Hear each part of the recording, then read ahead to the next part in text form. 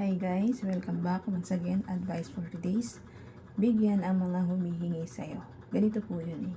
Kapag isa kang taong mapabigay sa kapwa-tao mo at hindi ka marunong magdamot sa kahit maliit na halaga, nagbibigay ka kahit ng ice tubig lang, edi mapalad ka kasi, di ba? Kahit konting pera mo lang binibigay mo, pati tinutulong mo pa sa kapwa-tao mo, di bless ka kay Papa God. Ang mga tao matulungin, sila po talaga may mga mabubuting puso.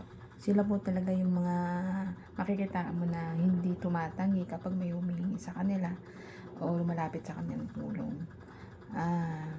Ang mga taong ito kasi, sila yung mga blessed kay Papa God. Ang mga taong mahilig magbigay, palabigay, kumbaga giver sila sa mga taong nangangailangan. Sila yung pinagpapala ng ating mahal na Diyos Ama. Nakasulat po yan sa ating 10 utos ng Diyos.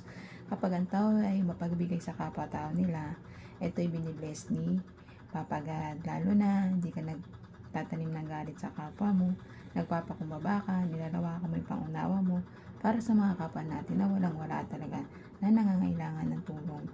Kasi kung minsan kasi yung mga tao, yung kung sino lang tumulong sa kanila, yun lang tutulungan nila. Tapos yung ibang din nag-ano sa kanila, nagtumutulong, hindi nila tinutulungan. Kumbaga, ang sabi ng ating Diyos, ng Diyos Ama, Diyos Anak na, tulungan mo kahit yung kaaway mo, o yung hindi tumulong sa'yo. Kumbaga, parang magbigay ka sa ibang tao kahit walang kapalit. Kumbaga, unconditional love. Kapag ang isang tao nagpapakita ng unconditional love sa kapwa-tao niya, or ibabalik yun na ating Diyos Ama, siksikliglig at tumapang pa.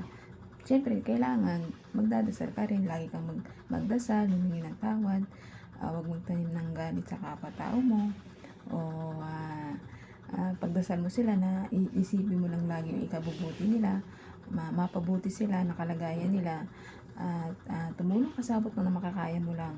Wag naman yung sobra-sobrang aras, wala ka nang pambiling bigas, ibigay mo pa. Di ikaw walan. Yung tama lang, yung makaluwag ka lang ba? Yung may sobra kang pera, yung ibigay mo, tumulong ka. May kaibigan ka, kapitbahay mo, walang pambiling bigas, walang pambiling tubig, asin, o di, tumulong ka ng piso, di ba? Wala ng piso palang asin, o 5 piso, 10, di ba? Kung meron ka. Kung di wala, di pasensya kung wala. Kung ano ang meron lang itulong mo, yun ang ibigay mo, itulong mo. Wag naman na halos mawalaan ka na ikaw naman magugutom kung lahat na lang ibigay mo sa kapwa mo, di ba?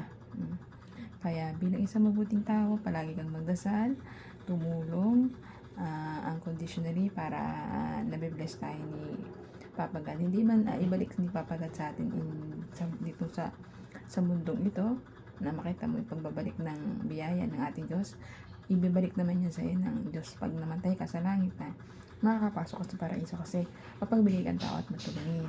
Kaya hanggang dito na lang ang advice. Ingat po tayong lahat, and God bless.